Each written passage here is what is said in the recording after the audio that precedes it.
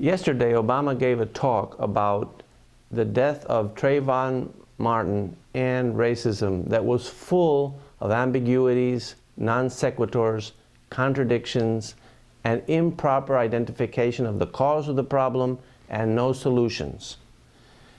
Did he explain why Trayvon Martin died? No.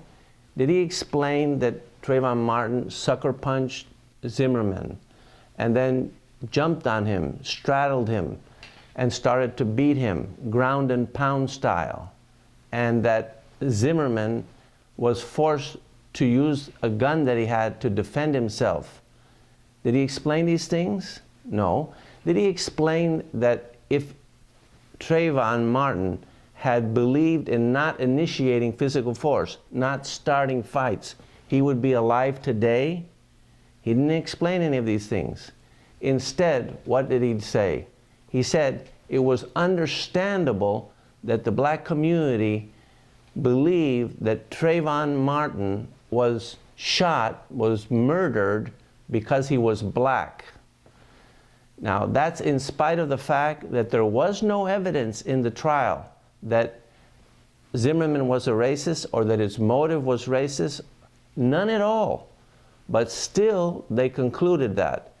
In spite of the fact that the FBI investigated Zimmerman and found no racist actions, no racist inclinations. He got along fine with black people. He liked them. So how do you explain that so many people in the black community have come to this conclusion, and why Obama says it's understandable? Well, Obama says this is just natural. It's a natural consequence of being discriminated against, having racial discrimination against black people, which is true, that happens, and a history of racial violence, which is also true.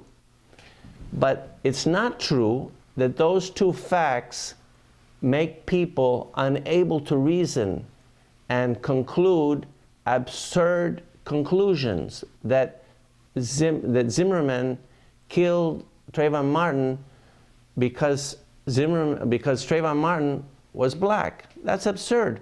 That's a total non sequitur. And it's easy to disprove. For example, there's lots of blacks that did not conclude that Zimmerman shot Trayvon Martin because he was black. They went with the evidence. In other words, they were capable of reasoning. Suffering from discrimination doesn't make it impossible for you to identify facts and reason logically. It doesn't make it necessary for you to evade the facts. For example, Jews have been discriminated against. Their history is even more violent than the blacks. They suffered even more massacres and slaughters. Have you noticed that the Jews are incapable of, as a group, of reasoning and accepting facts, or they necessarily have to evade the facts of a case if they go against the person that's in their group? Are Jews disproportionately perpetrators of crime and aggressors? No. Look, coddling young black men is doing them no favors. Not telling them the truth about who is responsible and what happened, telling them that they are not responsible for their own lives, and telling them that racism is the cause of all their misfortune and that they are the victims of racism, that only harms black people, the young black people we're talking about here. It only makes their hardship worse. What is it that these black young men need? Well, they need the truth. What truth? The truth that it's wrong to initiate physical force, that you shouldn't start fights. Why? Because it's dangerous, and guess what? Maybe you are the one who might get hurt. So, what were the contradictions in this talk?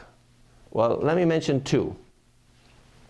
First of all, Obama says he's not going to give any excuses about what happened or what didn't happen. The whole speech was one big giant excuse. He blamed racism for everything that every black person did that was wrong. Trayvon punched Zimmerman because he was the victim of racial discrimination, and that's how he reflects that. The black community can't understand the case, they can't accept the facts because they're the victims of racial discrimination and they have a past history of racial violence. No, this is all excuses. It's the blame game. He played the proverbial race card once again. This is, it's not true that he didn't give any excuses. The whole speech is an excuse. But he said he wasn't going to give any excuses. Well, that's exactly what he did. He said that he wasn't going to get involved in the case. Leave that up to other people. Well, no, he went right into the case.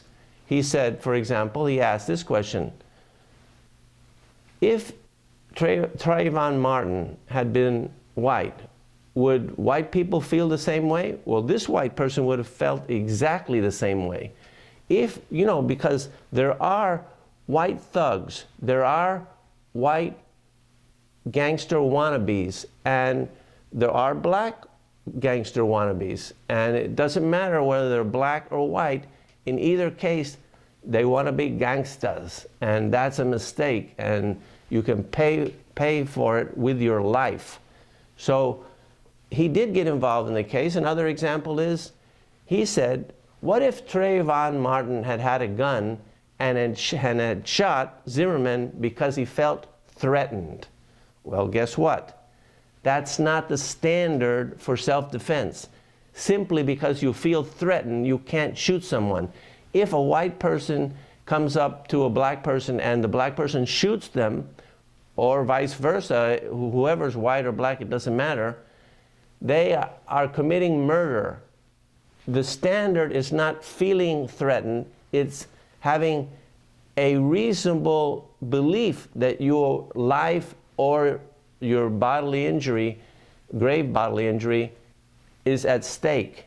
If it's reasonable for you to believe that, like when you're getting pounded into the ground and getting beaten, then you can use force and kill someone in self-defense. So Obama, the lawyer, purposefully misstated the standard for self-defense. You can't just shoot someone because you feel threatened, because they're of a race that you don't like, or you feel threatening. No, if Zimmerman approached Trayvon Martin and asked him what he was doing in the neighborhood, what Trayvon Martin had to do was explain what he was doing. Or if he was afraid of Zimmerman, he thought that he was going to get hurt, he could run away.